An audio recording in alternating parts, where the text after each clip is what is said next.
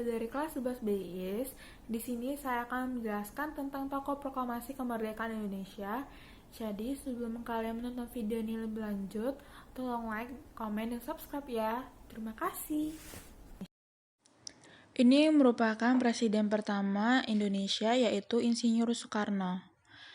Ia lahir di Surabaya, di Jawa Timur pada tanggal 6 Juni 1901 dan dia meninggal pada tanggal 21 Juni 1970 di Jakarta. Ia memiliki ayah dan ibu. Ayah yang bernama Sukaimi Sosrodihardjo dan ibu yang bernama Ida Ayu Nyoman Rai. Dan ia memiliki 9 istri, yaitu Utari, Inggit Garnasi, Fatmawati, Hartini, Kartini Manopo, Ratnasari Dewi, Haryati, Yuriki Sanger, Heldi. Dari Fatmawati, ia memiliki 5 anak, diantaranya yaitu Guntur Soekarnoputra, Megawati Soekarnoputri, Rahmawati Soekarnoputri, Sukmawati Soekarnoputri, dan Guru Soekarnoputra. Kemudian setelah tamat sekolah, Bung Karno melanjutkan pendidikannya di HBS Hugger Burger School. Kemudian dia lulus pada tahun 1920. Kemudian Soekarno melanjutkan pendidikannya di THS Technische Hogeschool di Bandung.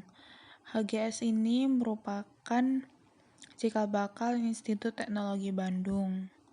Kemudian Soekarno lulus pada 25 Mei 1926 dan mendapatkan gelar insinyur. Soekarno merupakan presiden Indonesia pertama yang menjabat pada periode 1945 sampai 1966. Ia memainkan peranan penting untuk memerdekakan bangsa Indonesia dari penjajahan Belanda. Soekarno adalah penggali Pancasila karena ia yang pertama kali mencetuskan konsep mengenai dasar negara itu dan ia sendiri yang menamainya Pancasila. Ia adalah proklamator kemerdekaan Indonesia bersama dengan Muhammad Hatta yang terjadi pada 17 Agustus 1945. Soekarno menandatangani surat perintah 11 Maret 1966, Super Semar, yang kontroversial, yang isinya berdasarkan versi yang dikeluarkan Markas Besar Angkatan Darat. Kemudian, setelah pengakuan kedaulatan, pemerintah Belanda menyebutkan sebagai penyerahan kedaulatan, Presiden Soekarno diangkat menjadi Presiden Republik Indonesia Serikat (RIS). Kemudian, Presiden Soekarno juga banyak memberi gagasan di dunia internasional. Guna menjalankan politik luar negeri yang bebas aktif dalam dunia internasional, Presiden Soekarno mengunjungi berbagai negara dan bertemu dengan pemimpin-pemimpin negara. Ahmad Soebardjo lahir di Teluk Jambe, Karawang, Jawa Barat, pada tanggal 23 Maret 1896. Ayahnya bernama Teuku Muhammad Yusuf. Ia merupakan keturunan bangsawan Aceh dari Pidi. Dan ibunya Ahmad Soebardjo bernama Wardina. Ia keturunan Jawa Bugis. Awal mulanya ayahnya memberikan namanya Teuku Abdul Manaf. Kemudian ibunya memberikan namanya Ahmad Soebardjo. Kemudian nama Jojo Hadisorjo ditambahkan sendiri setelah dewasa, saat ia ditahan di penjara Ponorogo karena peristiwa 3 Juli 1946. Kemudian ia bersekolah di Hugger Burger School Jakarta, saat ini setara dengan sekolah menengah atas, pada tahun 1917. Kemudian ia melanjutkan pendidikannya di Universitas Leiden Belanda dan memperoleh ijazah Master in the Rechten. saat ini dengan sarjana hukum di bidang undang-undang. Pada 19 Ahmad Subardjo Djodjo Disorjo meninggal dunia pada usia 82 tahun dan pada tanggal 15 Desember 1978. Ia dimakamkan di rumah peristirahatnya di Cipayung, Bogor.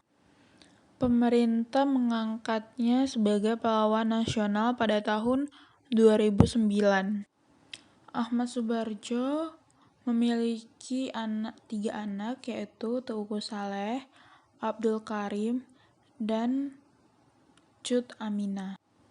Dan ia memiliki seorang istri yang bernama Raden Ayu Puji Astuti yang dikenal sebagai Puji Subardjo. Kemudian perjalanan karirnya Ahmad Subardjo pada tanggal 18 Agustus 1945, Subardjo dilantik sebagai Menteri Luar Negeri pada Kabinet Presidensial, yaitu Kabinet Indonesia yang pertama. Pada tahun 1951 sampai 1952, ia kembali menjabat sebagai Menteri Luar Negeri. Selain itu, ia juga menjadi Duta Republik Indonesia, Duta Besar, di Switzerland antara tahun 1957 sampai dengan 1961. Dalam bidang pendidikan, Subardjo merupakan profesor dalam bidang sejarah perlembagaan dan diplomasi Republik Indonesia di Fakultas Kesusastraan Universitas Indonesia atau UIN. Peran Ahmad Subardjo dalam proklamasi yaitu menjabat sebagai peneliti di Kaigon Bukanfu, mempersiapkan kemerdekaan Indonesia dalam BPUPKI, merumuskan UUD Dasar bersama Panitia 9, menengahi konflik pada peristiwa Rengas Dengklok, dan merumuskan teks proklamasi